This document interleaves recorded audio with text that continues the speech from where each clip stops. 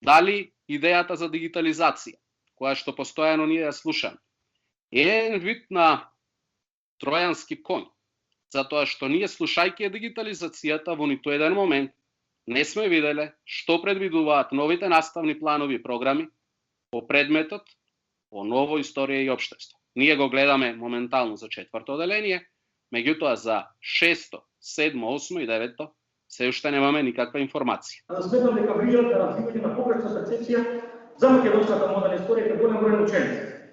Доколку интенцијата на авторите би рекол била да стават национален некаков акцент на овие лекции, сметам дека истото да направено на погрешен начин. Меѓутоа, овој пристап не би го третирал како некаков главен аргумент дека учебниците, особено кога се обработуваат новиот и најновиот лек, изобилуваат наводно со некаков израз и национализм. Мила Старовска подпишува наставна програма за историја и општество за 4-то одделение. Овде ви се подпишани Министерство за образование и наука и Бюро за развој на образование. Сега ќе ви кажам јас како се чувствам. Сарам ми е да не прочитам не Министерство, не Бюро, сарам ми е што има таму што